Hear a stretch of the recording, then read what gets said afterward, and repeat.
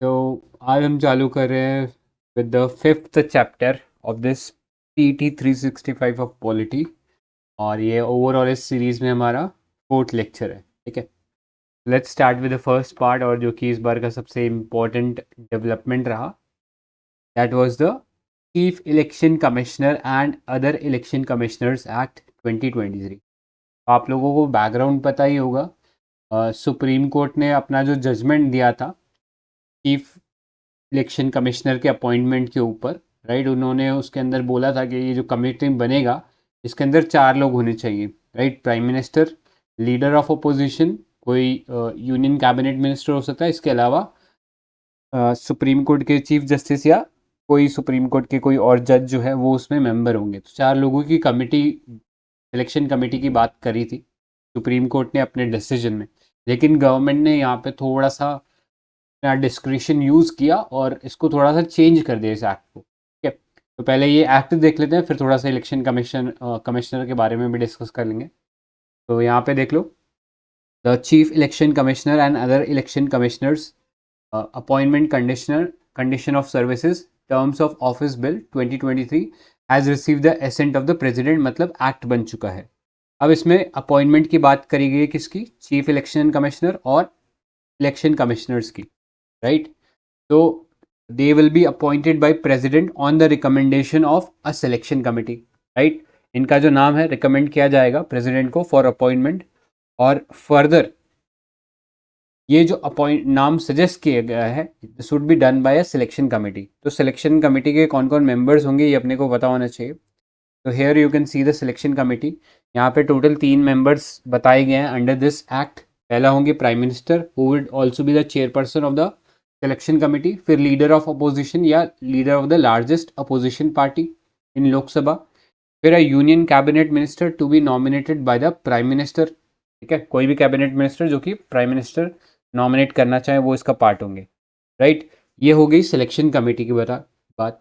अब इसके अलावा एक सर्च कमेटी भी रहेगा which would be headed by the minister of law and justice, who shell prepare a panel of 5 persons for consideration of the selection committee.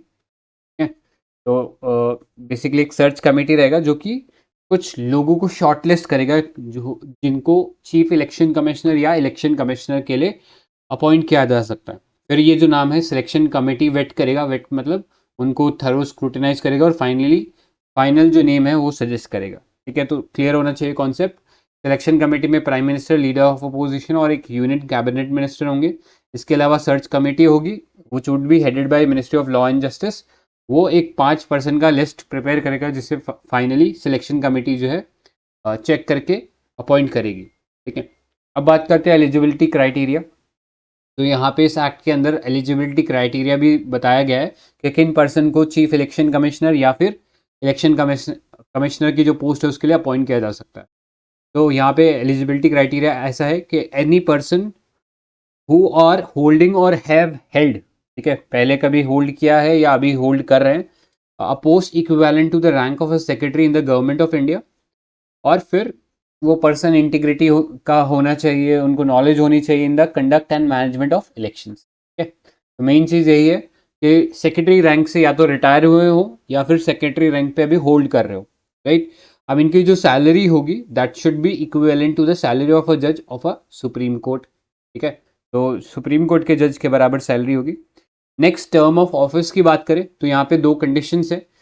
Term of office होगा 6 years का from the date of appointment, जिस दिन से वो office को assume करेंगे उस दिन से 6 सालों तक टेन्योर रहेगा, टर्म रह सकता है। या इसके अलावा मैक्सिमम एज जब तक वो उस ऑफिस को ऑक्यूपाई कर सकते हैं दैट कुड बी 65 ईयर्स। ठीक है, तो 65 ईयर्स और 6 ईयर्स, ठीक है, इन दोनों में से जो ज़्यादा होगा वो माना जाएगा। ठीक है, तो ये याद रखना है। नेक्स्ट इंपॉर्टेंट चीज़ क्या है, सीईसी एंड जो चीफ इलेक्शन कमिश्नर है और जो इलेक्शन कमिश्नर्स होंगे shall not be eligible for reappointment. ठीक है, उनको वापस उस स्पेसिफिक पोस्ट के लिए रीअपॉइंट नहीं किया जा सकता। जैसे कोई इलेक्शन कमिश्नर है तो he can be appointed to chief election commissioner, वो चल सकता है। लेकिन एक इलेक्शन कमिश्नर को उसका 6 ईयर्स का टर्म पूरा हो जाने के बाद आप वापस से उन्हें रीअपॉइंट इलेक्शन कमिश्नर के पोस्ट पे नहीं कर सकते हो। ठीक है, तो ये याद रखना है।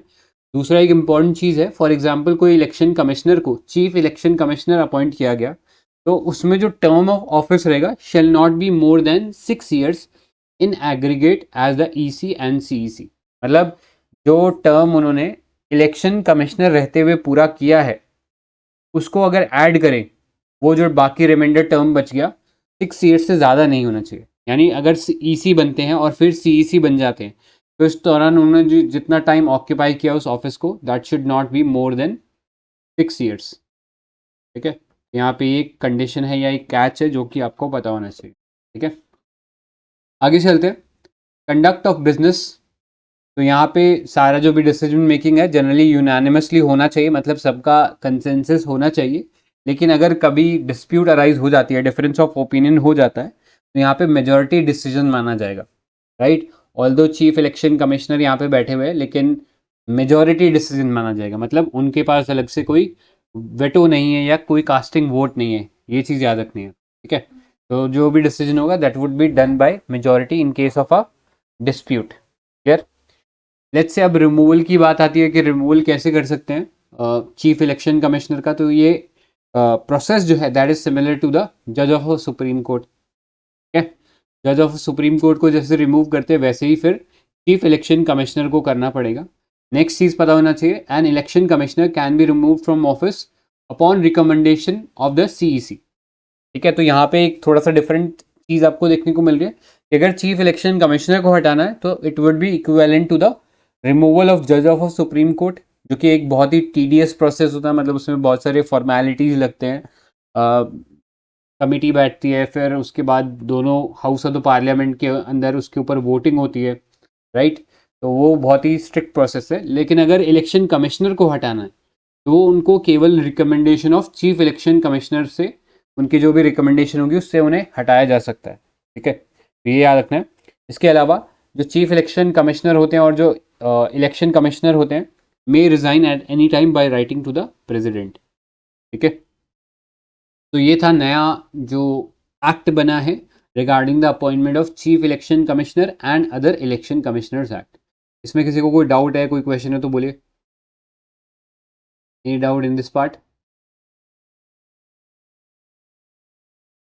इसमें रीअपॉइंटमेंट नहीं बोला, मतलब फर्दर अपॉइंटमेंट हो सकती है शायद इलेक्शन कमिश्नर। हाँ, और किसी पोस्ट के लिए नहीं बोला, बट स्पेसिफिकली इलेक्शन कमिश्नर के लिए रीअपॉइंटमेंट नहीं है। और इलेक्शन कमिश्नर्स कितने होंगे ये कौन डिसाइड करता है? प्रेसिडेंट। करेक्ट।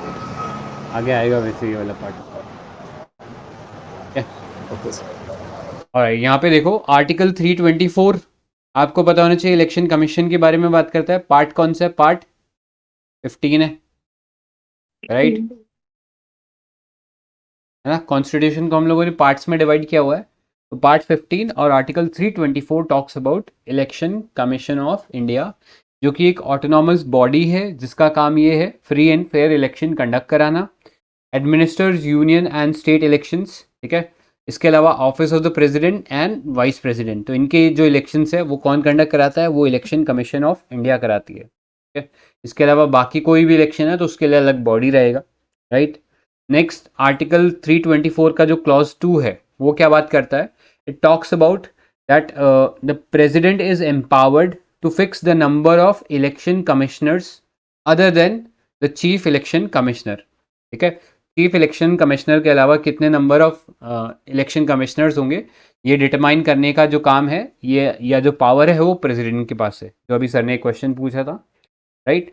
तो ये आपको यहाँ पे इसका जिक्र भी मिल जाता है आर्टिकल 324 में। और आपको पता होगा इनिशियली हमारे पास सिर्फ एक चीफ इलेक्शन कमिश्नर ही थे, बाद में 3 हो गए थे, राइट। 2 इलेक्शन कमिश्नर इसमें ऐड कर दिया गया था, फिर वापस 1 हो गया था, राइट, लेकिन फिर वापस से अब 3 हो गए हैं। ठीक है, तो ये एक थोड़ी सी क्रोनोलॉजी है, टाइम वगैरह इंपॉर्टेंट नहीं है, बस ये पता होना चाहिए कि ये चेंज हुआ है बार बार। ठीक है, इसके आगे अभी ये जो केस मैंने बताया कि सुप्रीम कोर्ट ने बेसिकली जो पोस्ट है चीफ इलेक्शन कमिश्नर का उसको एक तरीके से थोड़ा सा फ्री एंड फेयर रखने के लिए एक कमेटी बनाने का डिसीजन दिया था। राइट, जिसमें उन्होंने रिकमेंड किया था कि एक ऐसी कमेटी हो जहाँ पे प्राइम मिनिस्टर हो, लीडर ऑफ अपोजिशन हो और चीफ जस्टिस ऑफ इंडिया हो। ठीक है, तो ये 3 मेंबर की एक कमेटी बनाने की बात करी थी जो कि इंश्योर करेगा कि अपॉइंटमेंट हो चीफ इलेक्शन कमिश्नर का। इससे पहले क्या होता था, जो गवर्नमेंट थी वो प्रेसिडेंट को रिकमेंड करती थी कि इस सर्टेन पर्सन को आप चीफ इलेक्शन कमिश्नर अपॉइंट कर दीजिए। राइट, कोई एलिजिबिलिटी क्राइटेरिया भी नहीं था प्रॉपर, बट अब एक प्रॉपर एलिजिबिलिटी क्राइटेरिया है, एक प्रॉपर सिलेक्शन कमेटी है। ऑल्दो सिलेक्शन कमेटी जो हम लोगों ने थोड़ी देर पहले डिस्कस करी, उसमें आपको एक इश्यू दिख ही रहा होगा, क्योंकि हमें इंश्योर करना है फ्री एंड फेयर इलेक्शन।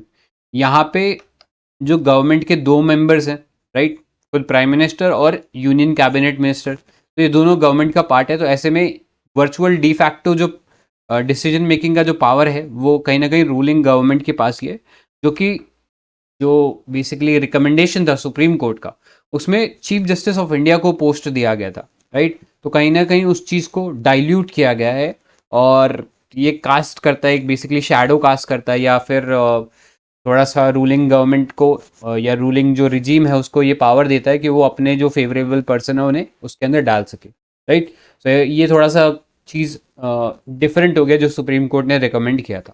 ठीक है, क्लियर है।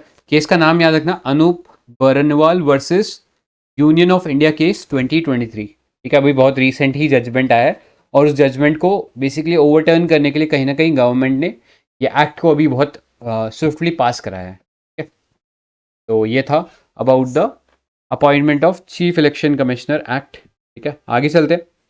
नेक्स्ट देखो इलेक्शन प्रोसेस। इसमें हाँ बोलिए। अगर प्राइम मिनिस्टर स्पीकर के इलेक्शन से रिलेटेड कोई डिस्प्यूट है तो कौन देखेगा उसको?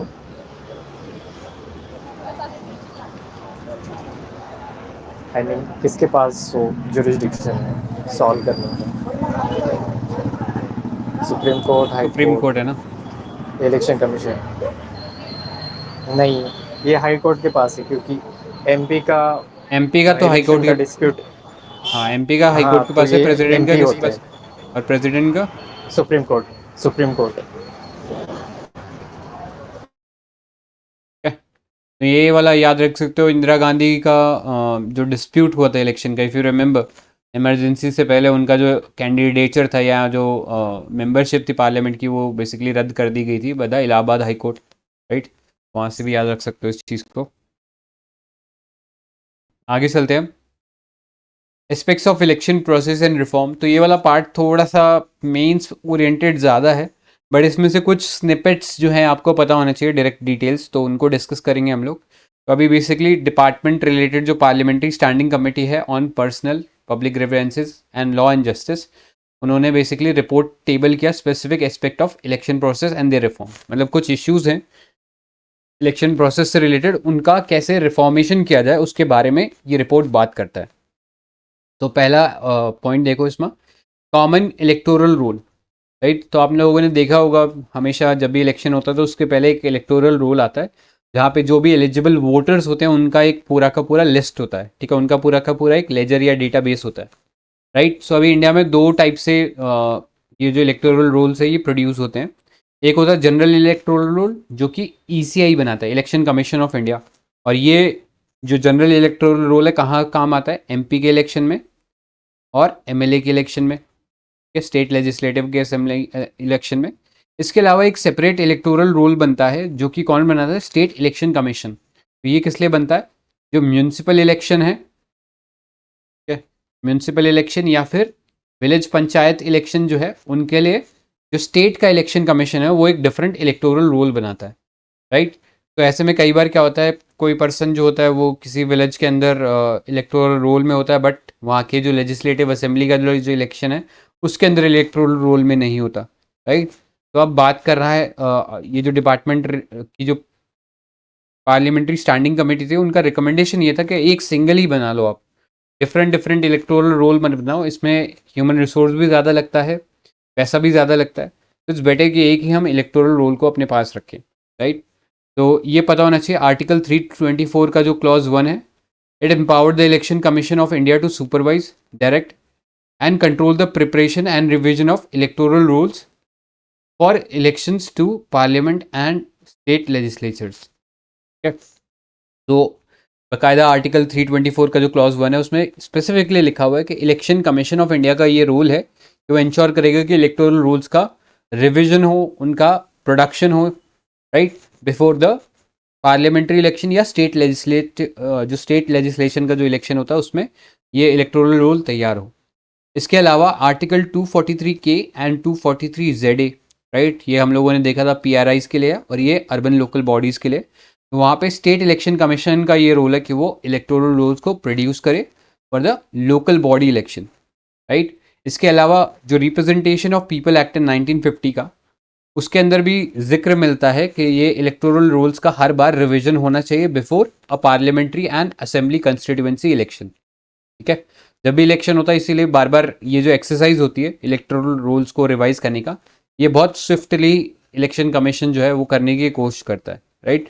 तो आपको इसका जो रेफरेंस है कहाँ कहाँ मिलेगा, आर्टिकल 324 में मिलेगा, आर्टिकल 243 के एंड 243 ZA में मिलेगा about the election, state election commission, और इसके अलावा आपको रिप्रेजेंटेशन ऑफ पीपल एक्ट 1950 का, उसके अंदर इसके बारे में जिक्र मिलेगा इलेक्टोरल रोल्स के बारे में, ठीक है। आगे चलते हैं next, false declaration during filing of nomination for elections, right. तो आपको पता है जब भी कोई इलेक्शन फाइल करता है तो उसे अपने बारे में पूरा का पूरा डिटेल जो है वो इलेक्शन कमीशन ऑफ इंडिया को बताना पड़ता है, और उसी के माध्यम से बाकी जो लोग होते हैं, राइट, जो भी उस कंस्टिट्यूएंसी में जो भी वोटर्स होते हैं उस डेटा से या उस इंफॉर्मेशन से डिसाइड कर सकते हैं कि उन्हें इलेक्शन में किसको वोट देना है, राइट। तो यहाँ पे जो भी डिक्लेरेशन दिया जाता है दैट शुड बी जेन्युइन, मतलब उसमें कोई गलती नहीं होनी चाहिए, अदरवाइज आपके ऊपर पेनल्टी लगाई जा सकती है, राइट। तो ये याद रखना है, सेक्शन 33A जो है under RP act 1951 that requires candidate to disclose information about charges framed by a court, मतलब अगर उनके खिलाफ कोई क्रिमिनल केस है जहाँ पे 2 साल या 1 साल से ज़्यादा का इम्प्रिजनमेंट होता है, तो उन्हें ये इन्फॉर्मेशन जो है डिस्क्लोज करनी पड़ेगी वाइल फाइलिंग फॉर नॉमिनेशन, ठीक है। इसके अलावा जो RP एक्ट है 1951 का, उसका जो सेक्शन 125A है वो क्लियरली बोलता है कि अगर किसी ने फॉल्स इन्फॉर्मेशन दिया नॉमिनेशन के दौरान तो उसके ऊपर पेनल्टी लगाया जा सकता है। It can also lead to disqualification of that member, ठीक है। अगर वो सपोज बन जाता है, MP बन गया या MLA बन गया, तो फिर उसके बाद भी उसे डिस्क्वालीफाई किया जा सकता है अगर उसने कोई गलत इन्फॉर्मेशन शेयर करी है तो, ठीक है। Next, minimum age of voting and contesting election. तो यहाँ पे क्लियरली ले डाउन किया गया आर्टिकल 84 में कि अगर लोकसभा का इलेक्शन आपको फाइट करना है तो उसके लिए 25 ईयर्स की मिनिमम एज होनी चाहिए, और राज्यसभा के केस में that should B 30 years. Similarly article 173 है, राइट। आर्टिकल 173 कहता है अगर आपको स्टेट लेजिस्लेटिव असेंबली का इलेक्शन फाइट करना है तो दैट वुड बी 25 ईयर्स, और अगर राज्यसभा का स्टेट लेजिस्लेटिव काउंसिल का इलेक्शन फाइट करना है तो उसके लिए 30 ईयर्स ऑफ एज होनी चाहिए। अब यहाँ पे आर्टिकल्स को रटने का एक ना बहुत ईजी तरीका है, मतलब अगर आप यूनियन और स्टेट के जो आर्टिकल्स को देखोगे, अगर उसमें आप ये नंबर 89 ऐड कर दो, राइट, 84 में 89 ऐड कर दो तो 173 मिल जाएगा, राइट। तो इस तरह से जो अगर आपको यूनियन का अगर आर्टिकल याद है तो उसमें 89 प्लस कर दो and you'll easily figure out के कॉरस्पॉन्डिंग स्टेट में, स्टेट जो पार्ट है उसमें कौन सा आर्टिकल होना चाहिए, ठीक है। कोई डाउट है इस पार्ट में अभी तक किसी को?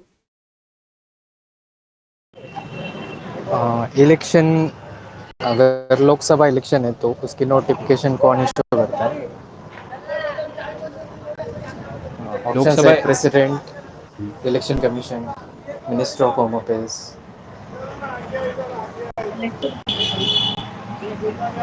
नहीं, तो ये प्रेसिडेंट करता है। ये पुराना PYQ है, बहुत पुराना है वैसे। और स्टेट लेजिस्लेटिव असेंबली के इलेक्शंस के लिए गवर्नर इशू करता है नोटिफिकेशन। तो बहुत सारे आर्टिकल्स मिल जाएंगे वैसे गूगल में सर्च करने पर। और स्टैंडिंग कमेटी में कितने मेंबर्स होते हैं?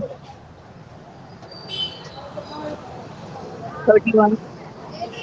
करेक्ट। राइट टू वोट कौन सा राइट है?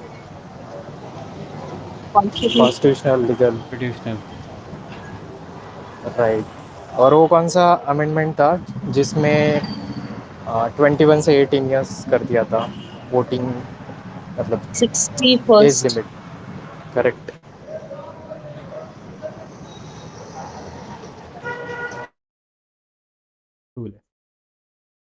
आगे चलते हैं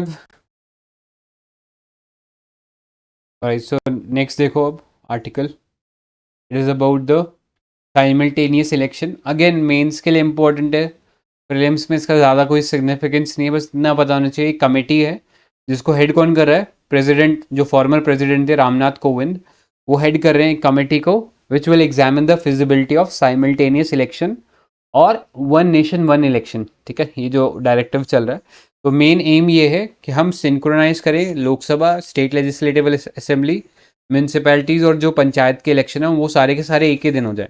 अदरवाइज़ क्या होता है, हर साल कोई ना कोई स्टेट में कोई ना कोई म्यूनसिपैलिटी में इलेक्शन चलता रहता है और उसके चक्कर में बहुत सारे डेज खराब होते हैं, बहुत सारे रिसोर्सेज मनी खराब होता है, राइट।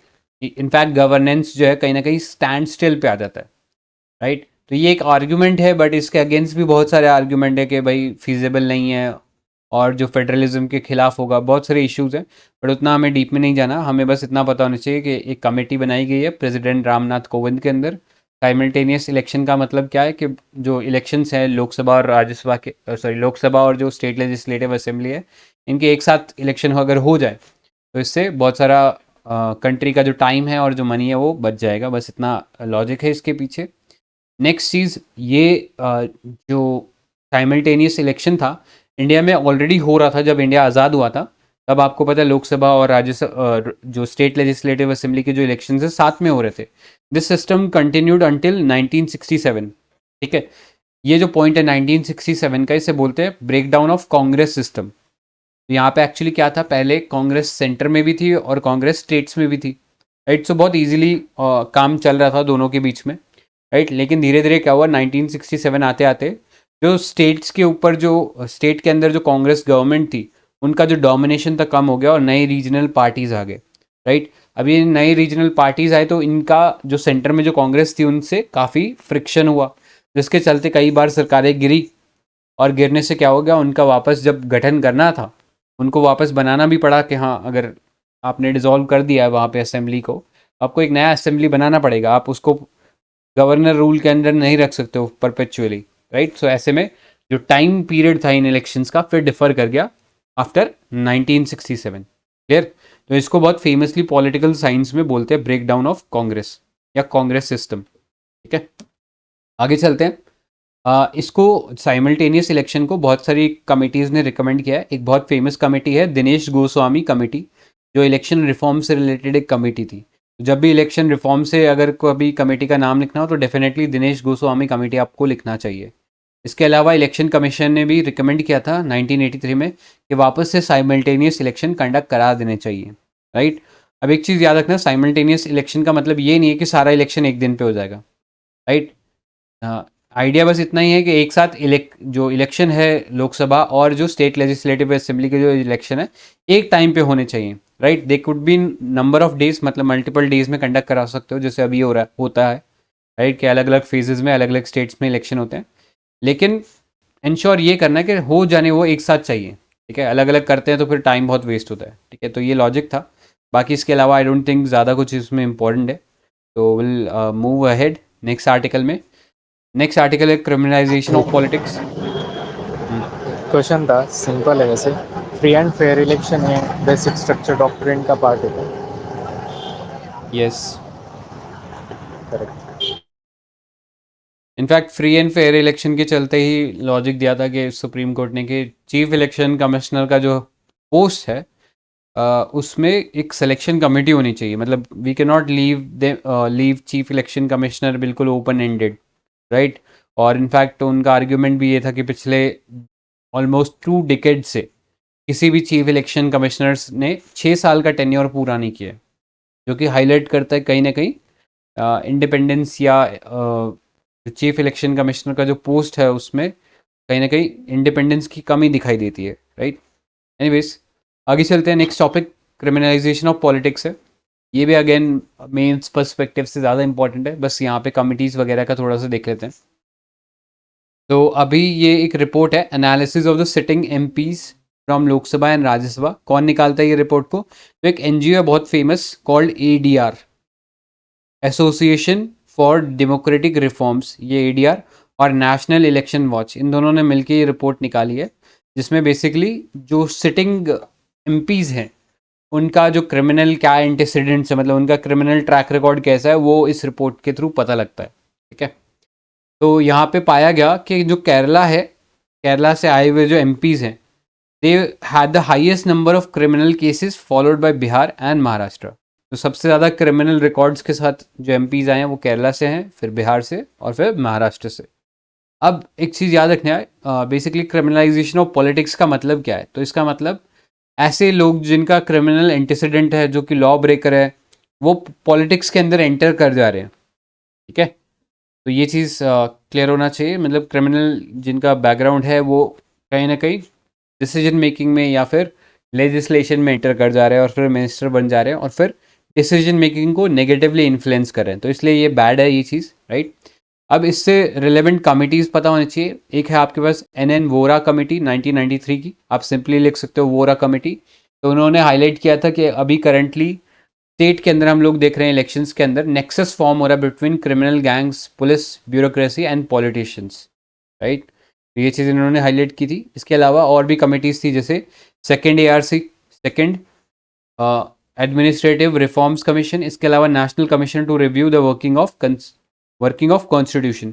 तो इन कमिटीज़ ने भी हाईलाइट किया था कहीं ना कहीं पॉलिटिक्स का जो है क्रिमिनलाइजेशन हो रहा है, मतलब क्रिमिनल एंटीसीडेंट्स या क्रिमिनल बैकग्राउंड के लोग डिसीजन मेकिंग में या लॉ मेकिंग के अंदर एंटर कर रहे हैं। ठीक है, आगे चलते हैं।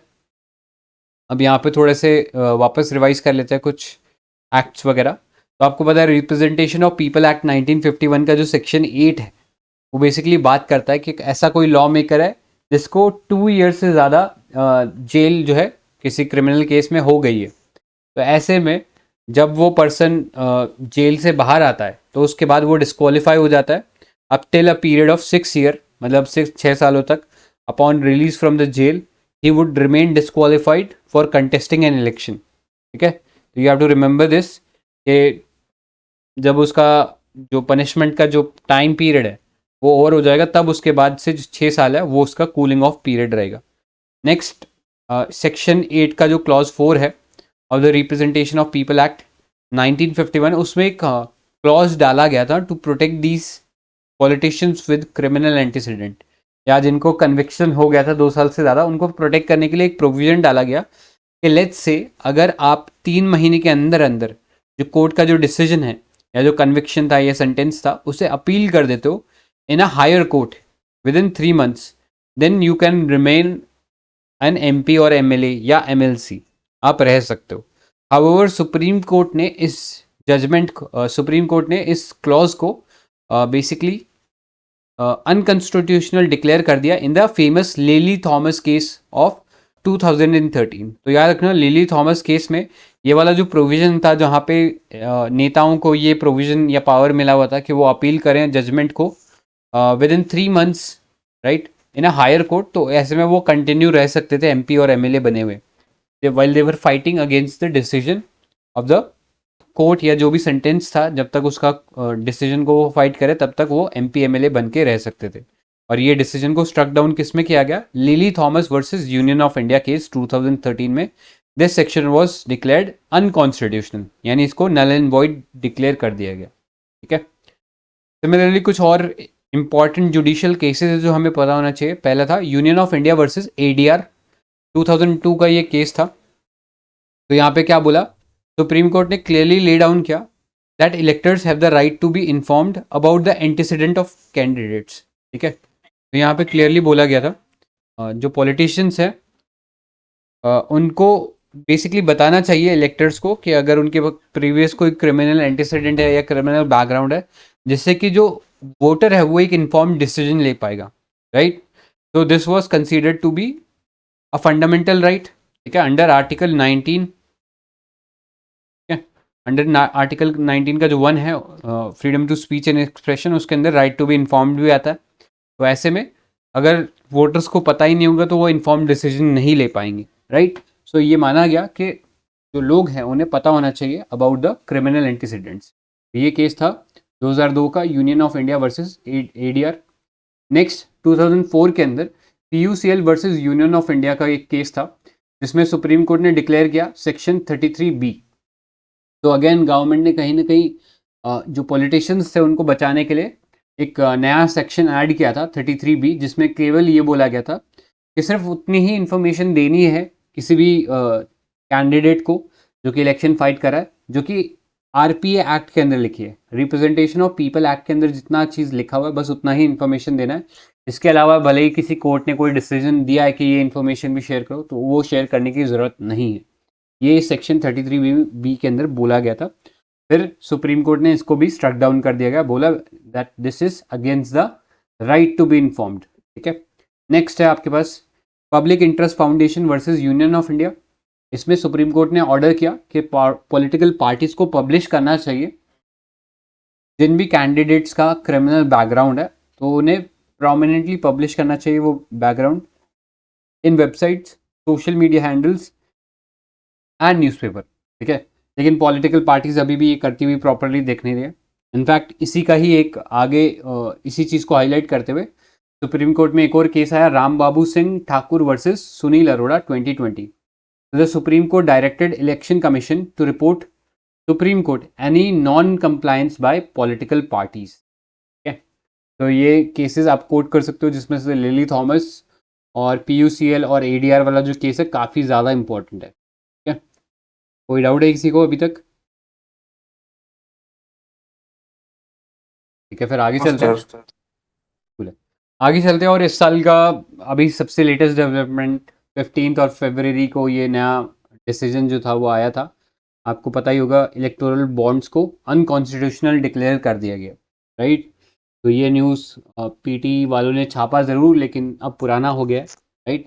आपको पता होना चाहिए अभी 5 जजेस की जो बेंच थी which was headed by the chief justice DY Chandrachud, they unanimously struck down the union's 2018 electoral bond scheme। ठीक है, और उन्होंने क्या बोल के इस स्कीम को अनकॉन्स्टिट्यूशनल डिक्लेयर किया, उन्होंने ये बोला that this scheme basically violates the voters right to information enshrined in article 19 of the constitution. ठीक है, और भी बहुत सारे प्रोविजंस थे। अब इस केस को फाइट कौन करा था, तो ADR versus union of India था। ADR के साथ साथ 2-3 और ऑर्गेनाइजेशन इन्वॉल्व थे, NGOs, जिन्होंने ये केस फाइट किया सुप्रीम कोर्ट में, और फिर अल्टीमेटली हेल्प किया in striking down this electoral bond scheme. ठीक है, अब इलेक्टोरल बॉन्ड स्कीम है क्या, तो ये एक इंटरेस्ट फ्री बेयरर बॉन्ड है या मनी इंस्ट्रूमेंट है। ठीक है, मतलब जिसके हाथ में ये बॉन्ड है सिर्फ वही किसी पॉलिटिकल पार्टी के नाम से उस बॉन्ड को बनवा सकता है। तो जिस पॉलिटिकल पार्टी के नाम पे ये बॉन्ड बनेगा सिर्फ उसको ही पैसा मिलेगा। तो EBs are interest free bearer bond, मतलब इस पर कोई इंटरेस्ट नहीं मिलता। आपने एक पॉइंट के लिए जाके SBI की कोई भी जो ऑथराइज ब्रांच है वहाँ से आप परचेज कर सकते हो इलेक्टोरल बॉन्ड्स को। अब ये कोई इंडिविजुअल भी परचेज कर सकता है और ये कोई कंपनी भी परचेज कर सकती है, right. The scheme was announce इन 2017-18 का जो यूनियन बजट था उसमें अनाउंस किया गया था। अभी जो इलेक्टोरल बॉन्ड्स थे they were sold in the denomination of 1000 और उसके मल्टीपल्स ऑफ टेंस। ठीक है, तो 1000, 10,000, फिर लाख, फिर 10 लाख, फिर 1 करोड़। तो इन डिनोमिनेशंस में इसको सेल किया जाता था, and these could only be purchase by a KYC compliant account, right, to make donation to political parties. और इसमें कोई कैप नहीं था, यानी कोई भी पॉलिटिकल पार्टी कोई भी जो कंपनी है जितना मर्जी चाहे इलेक्टोरल बॉन्ड्स परचेज कर सकती है। और कहीं ना कहीं ये करप्शन को लीड करा था, बिकॉज पीपल को ये जानने का अधिकार है कि पॉलिटिकल पार्टीज के पास पैसा कहाँ से आया। अब यहाँ पे उन्होंने बोल दिया कि इसमें पूरा तरीके से अनोनिमस रहेगा, पैसा कौन सी कंपनी उठा रही है, किसको दे रही है, ये इन्फॉर्मेशन किसी को नहीं है, राइट। तो ऐसे में हो सकता है कि सारा का सारा पैसा जो पॉलिटिकल पार्टीज इन पावर है उनको चला जाए। इनफैक्ट अगर आप इलेक्टोरल बॉन्ड्स का जो फंडिंग है उसको देखोगे तो यू विल फाइंड कि 95% जो पैसा है वो एक ही पार्टी को चला गया, और बाकी जो पैसा गया वो जो स्टेट के अंदर जो पॉलिटिकल पार्टीज जो थी पावर में उनको चला गया, राइट। तो इस तरीके से कहीं ना कहीं इससे क्विड प्रो को का एक कॉन्सेप्ट होता है। क्विड प्रो को मतलब कि मैं आपका बैक स्क्रैच कर रहा हूँ तो आप मेरी बैक स्क्रैच करो, मतलब मैं आपको कुछ फ़ायदा करा रहा हूँ तो आप मेरा फ़ायदा कराओ, राइट। सो इस तरीके से क्विड प्रो को हो रहा था, और कहीं ना कहीं कंपनीज, शेल कंपनीज के थ्रू पैसा जो है डाइवर्ट किया जा रहा था थ्रू इलेक्टोरल बॉन्ड्स। ठीक है, तो बहुत ही शेडी सा स्कीम था, इसलिए इसको स्ट्रक डाउन कर दिया गया। बाकी इसके बारे में जानना ज़रूरी नहीं है, इतना पता है तो मोर देन सफिशिएंट। ठीक है। तो this was electoral bonds for you. आगे चलते हैं, कुछ और इंपॉर्टेंट न्यूज़ देखते हैं। पहला देखो, नेशनल पार्टी स्टेटस। तो अभी आपको पता है टोटल हमारे पास कितनी पॉलिटिकल पार्टीज है जिनके पास नेशनल पार्टी का स्टेटस आ गया। तो टोटल 6 नेशनल पार्टीज है हमारे पास, which includes BJP, Indian National Congress, Bahujan Samaj Party BSP, CPI Marxist, National People's Party जो कि नॉर्थ ईस्ट की एक पार्टी है, राइट। फिर आम आदमी पार्टी, राइट, जो सबसे रीसेंट एंट्रेंट है इसके अंदर, इस लिस्ट के अंदर, दैट इज आम आदमी पार्टी। उससे पहले नेशनल पीपल्स पार्टी आई थी। एंड इसके अलावा 2 पार्टीज थी, तृणमूल कांग्रेस और एनसीपी। इनका जो नेशनल पार्टी का स्टेटस था ये चला गया, ठीक है। तो अपने को ये पता होना चाहिए नेशनल पार्टी का स्टेटस मिलता कैसे। तो citing the election symbol reservation and allotment order 1968, election commission recognise करता है पार्टीज को एज नेशनल पार्टीज। अब उसका क्राइटेरिया क्या है ये पता होना चाहिए। तो आउट ऑफ दीज 3 क्राइटेरिया कोई भी एक क्राइटेरिया अगर मैच होता है तो उस पार्टी को फिर नेशनल पार्टी का स्टेटस मिल जाता है। तो पहला क्राइटेरिया क्या है, वोट्स इन लोकसभा या स्टेट्स पोल, ठीक है। लोकसभा में कितने आपको वोट्स मिले या स्टेट असेंबली में आपको कितने वोट्स मिले उसके हिसाब से हो सकता है। तो party securing at least 6% of votes in 4 और मोर स्टेट्स इन लोकसभा और असेंबली इलेक्शन, या जो भी पिछला असेंबली इलेक्शन हुआ है या लोकसभा का जो इलेक्शन हुआ है उसके अंदर उस पार्टी ने एटलीस्ट 6% वोट्स सिक्योर करें इन 4 और मोर स्टेट। इसके अलावा उनको 4 मेंबर्स उनके लोकसभा के अंदर भी हैं, ठीक है। तो याद रखना यहाँ पे एंड है, एंड का मतलब this condition should also meet, मतलब 6% से ज़्यादा वोट्स होने चाहिए इन 4 और मोर स्टेट्स इन लोकसभा और जो वहाँ का स्टेट लेजिस्लेटिव असेंबली का जो इलेक्शन है उसमें, प्लस इसके साथ साथ लोकसभा में एटलीस्ट 4 मेंबर्स उनके होने चाहिए, राइट। नेक्स्ट देखो, सेकंड है सीट्स इन लोकसभा। तो उस पॉलिटिकल पार्टी के एटलीस्ट 2% सीट्स जो है लोकसभा में होने चाहिए and have candidate not less than 3 states, मतलब एटलीस्ट 3 स्टेट से ज़्यादा जो स्टेट्स हैं उनसे उनके वो मेंबर्स आने चाहिए, ठीक है। तो 2% कम से कम सीट्स होनी चाहिए लोकसभा में, और वो जो नंबर ऑफ एमपीज हैं जो कि लोकसभा में गए हैं वो एटलीस्ट 3 से ज़्यादा स्टेट से आने चाहिए, ठीक है, क्लियर। फिर थर्ड देखिए, must be a state party in at least 4 state, यानी वो पॉलिटिकल पार्टी 4 स्टेट्स के अंदर स्टेट पार्टी है तो उसको हम नेशनल पार्टी का जो दर्जा है वो दे सकते हैं, ठीक है। तो ये हो गया क्राइटेरिया कब एक पॉलिटिकल पार्टी को नेशनल पार्टी का स्टेटस मिलेगा। अब यहाँ पे देखो बेनिफिट्स क्या है नेशनल पार्टी स्टेटस मिलने के। तो पहला है exclusive allotment of its reserve symbol, मतलब लेट्स से अगर बीजेपी का कमल सिंबल है वो नेशनल पार्टी है तो अब कमल सिंबल कोई और किसी को मिल नहीं सकता, ठीक है। तो कमल का जो सिंबल है वो सिर्फ बीजेपी यूज़ कर सकती है और वो किसी भी स्टेट में उसको यूज़ कर सकती है। अदरवाइज़ क्या होता है, अगर कोई और पार्टी जाती है वो लेट्स से किसी और स्टेट के अंदर इलेक्शन फाइट करने की कोशिश करती है तो इलेक्शन कमीशन ऑफ इंडिया वहाँ पे रैंडमली कोई भी सिंबल उनको अलॉट कर सकता है। Next, need only 1 person to propose a candidate's name to file nomination. तो अगर कोई पर्सन कैंडिडेट के लिए खड़ा होता है कैंडिडेचर के लिए टू द इलेक्शन तो वहाँ पे उसको सिर्फ 1 पर्सन का और सपोर्ट चाहिए फॉर नॉमिनेशन, ठीक है। तो वो इलेक्शन कमीशन या जो भी रिटर्निंग ऑफिसर है उसके पास जाके बोलेगा हाँ मेरे पास 1 पर्सन का नॉमिनेशन है, एंड देन वो इलेक्शन को कंटेस्ट करने के लिए एलिजिबल हो जाता है।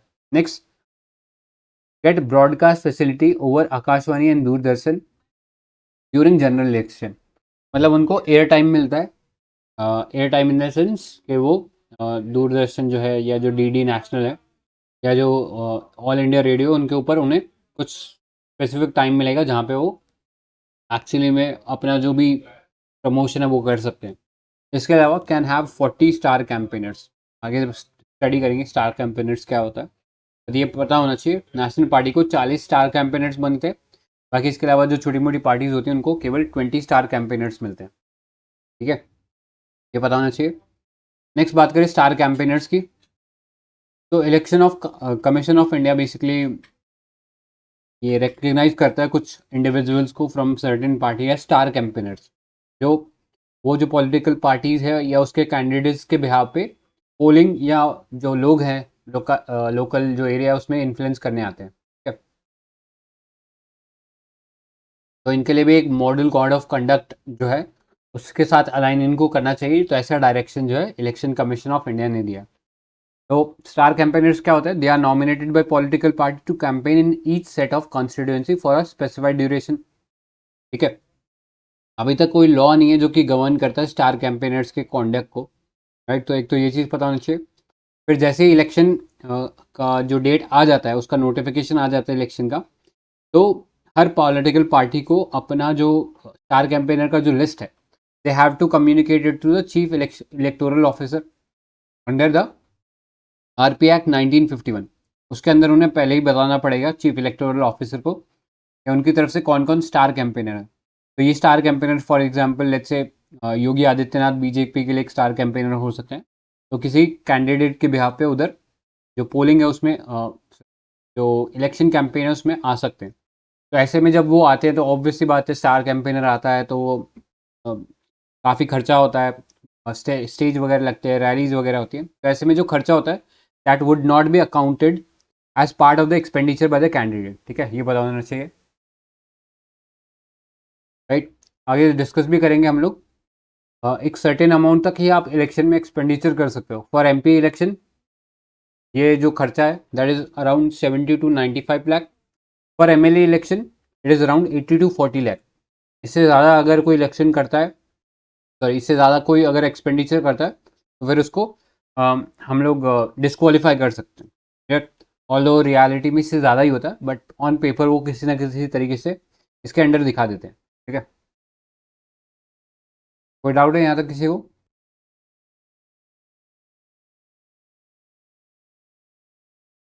और राइट, आगे चलते हैं।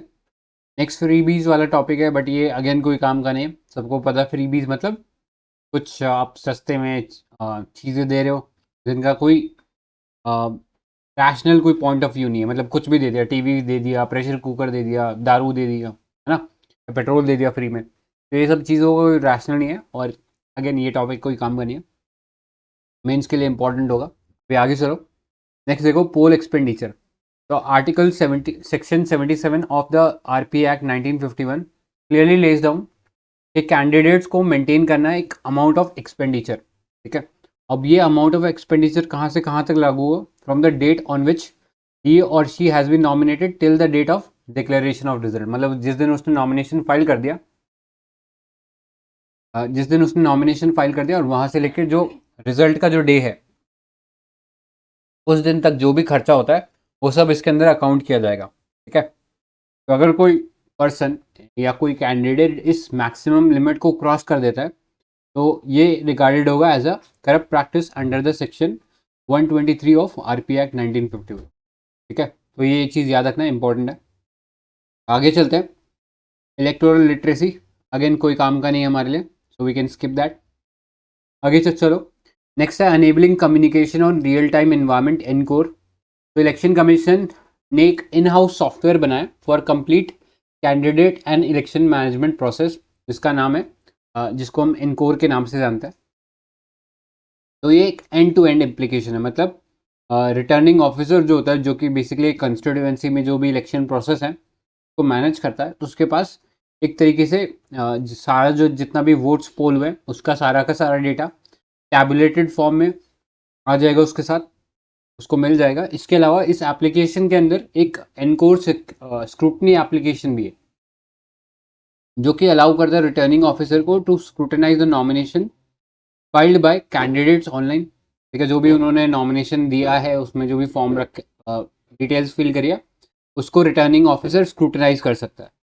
इसके अलावा through the encore nodal app different जो डिपार्टमेंट होते हैं एरिया के अंदर, जैसे फायर डिपार्टमेंट हो गया, एजुकेशन, पुलिस, एनवायरमेंट, तो इनसे नो ऑब्जेक्शन सर्टिफिकेट मिल सकता है टू द पॉलिटिशियंस या candidates for holding rallies, road shows etcetera to political parties and to the candidates. ठीक है, तो इलेक्शन से रिलेटेड जो भी परमिशन चाहिए वो आपको इस एनकोर नोडल ऐप पे मिल जाएगी। ठीक है, तो ये एक नया इनोवेशन मान सकते हैं। इसके अलावा आप लोगों से एक सवाल रहेगा, सी विजिल सुना है? सी विजिल ये किस लिए था, किसी को पता है? हाँ, ये भी इलेक्शन कमीशन के लिए ही है वो। लेकिन रोल क्या है सी विजिल का? शायद ये तो ऐसा था कि वो पब्लिक कुछ अगर फ्रॉड होगा तो वो करेगा, ऐसा था। ये तो ऑफिसर के लिए था, इसी दोनों में से कुछ एक है। मतलब कॉमन लोगों को कभी ऐसा लगता है कि कोई करप्ट या कोई इलीगल इलेक्टोरल प्रैक्टिस हो रही है, तो उसको ये सी विजिल ऐप के ऊपर रिपोर्ट कर सकते हैं उस इश्यू को। ठीक है, ये पता होना चाहिए। आगे चलते हैं। नेक्स्ट देखो, वीवीपैट। तो वीवीपैट का अभी basically election commission of India ने डिफेंड किया था कि ये बिल्कुल 100% हैक प्रूफ है, टेम्पर प्रूफ है।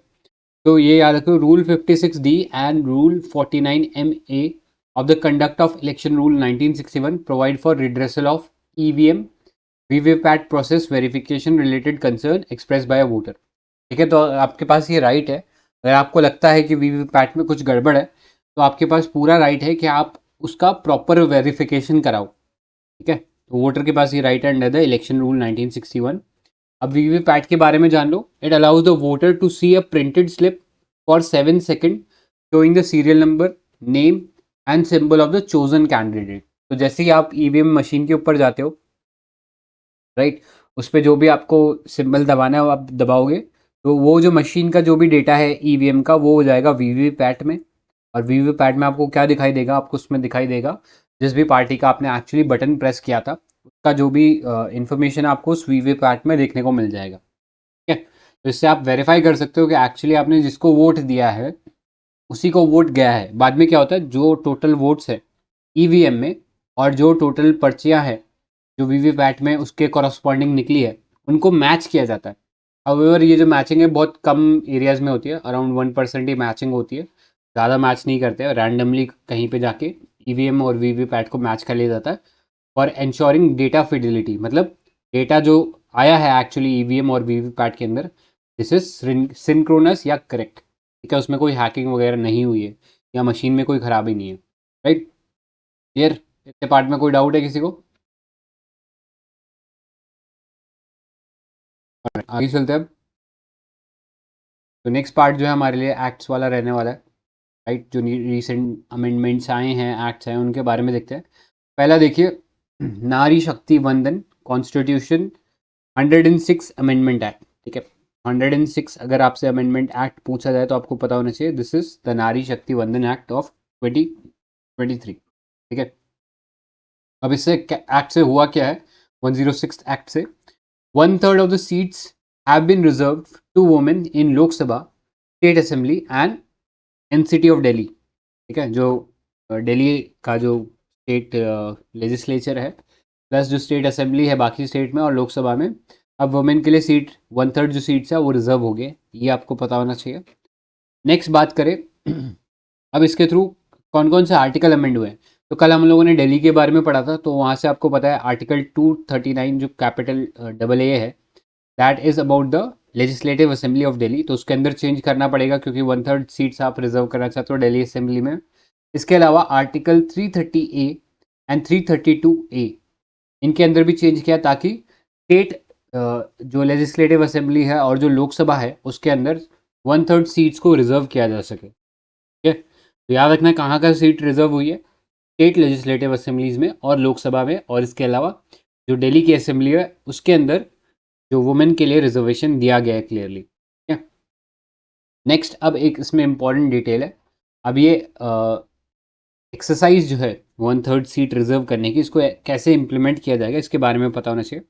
तो the act's provision shall come in to effect after delimitation following the first census after the commencement of this act. ठीक है, तो आपको पता है सेंसस जो होता है हर 10 साल के अंदर होता है।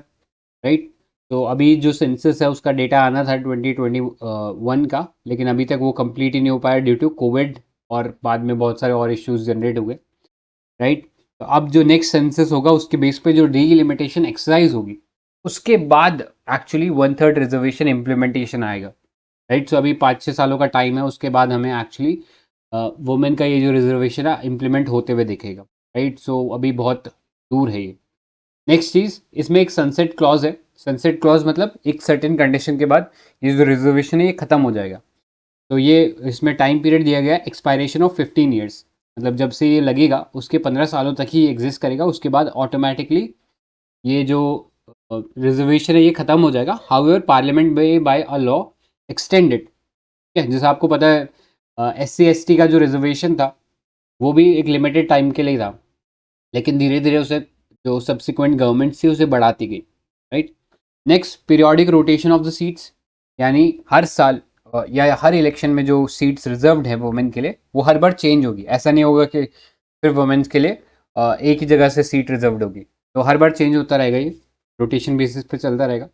Next, the act won't affect any representation in the existing legislative assembly and the Lok Sabha assembly until their dissolution, यानी अभी जो स्टेट लेजिस्लेटिव असेंबली चल रही है और जो लोकसभा चल रही है उसमें कोई चेंज नहीं आएगा जब तक कि उनको जब तक कि उनको डिसॉल्व ना कर दिया जाए, ठीक है। तब तक जैसे चल रहा है वैसे ही चलता रहेगा सिस्टम, ठीक है। तो this was the women representation act या reservation to women representation act of 2023। इसके अलावा जो जम्मू कश्मीर रीऑर्गेनाइजेशन एक्ट था, हम लोगों ने स्टार्टिंग में पढ़ा था, उसमें भी चेंजेस किए गए ताकि उसके अंदर भी इसको इफेक्ट दिया जा सके। फिर कोई डाउट है पार्ट में?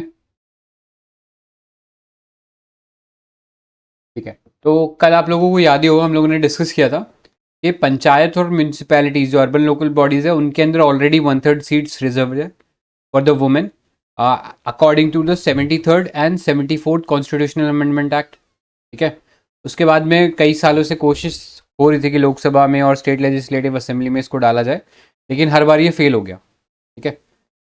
तो अब ये जो है फाइनली पास हुआ है इन 2023, राइट। अब आगे चलते हैं।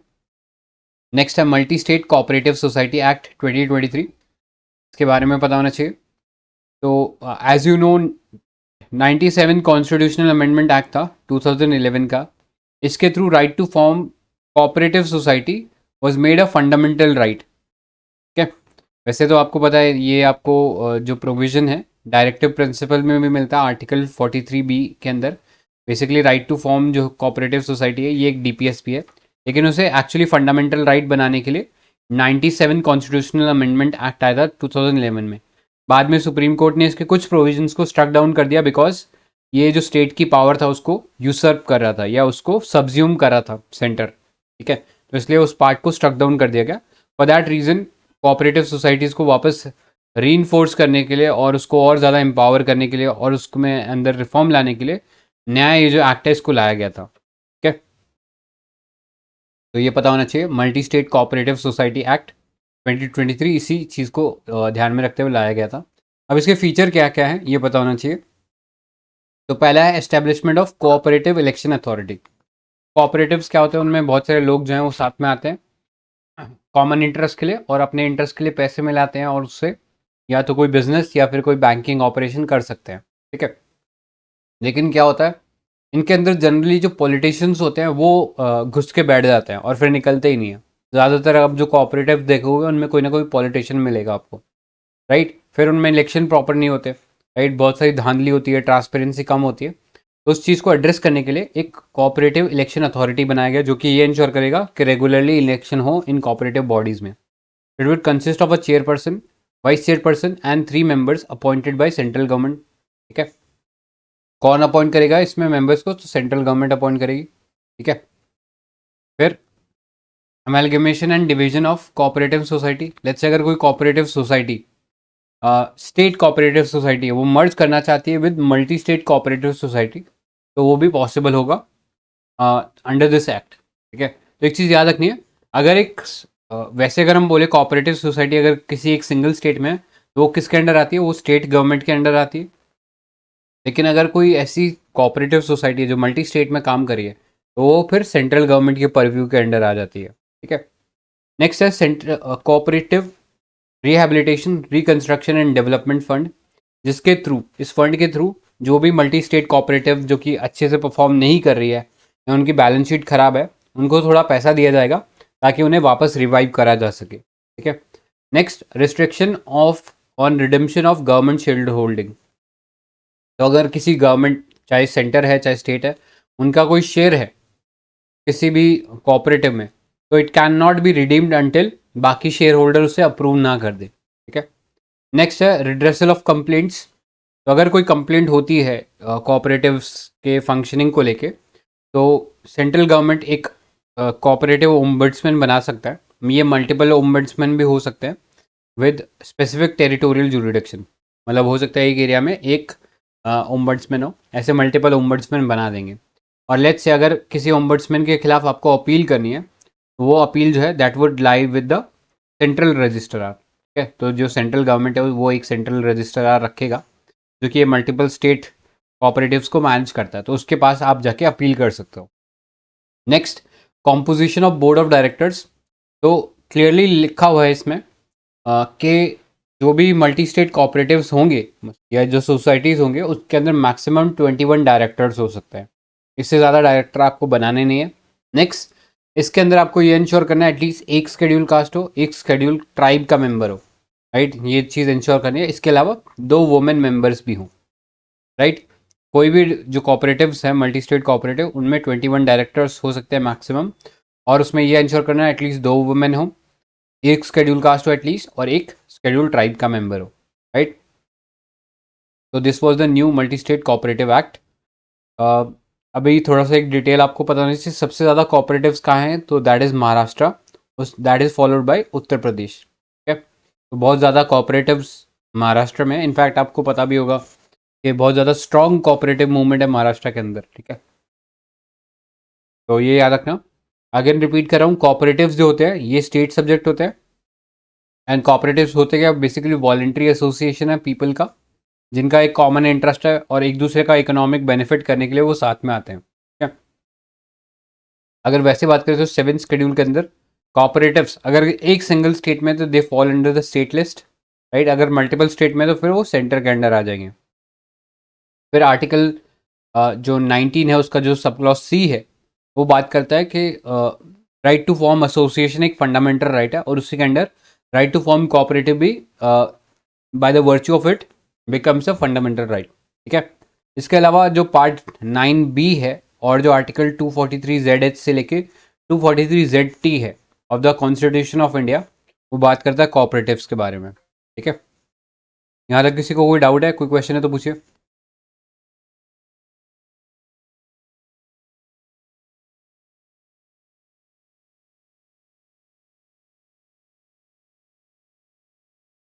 ठीक है, तो फिर आज के लिए यही एंड करते हैं, will start with the cinematography act tomorrow, right. Let's end here, thank you for joining guys, bye bye.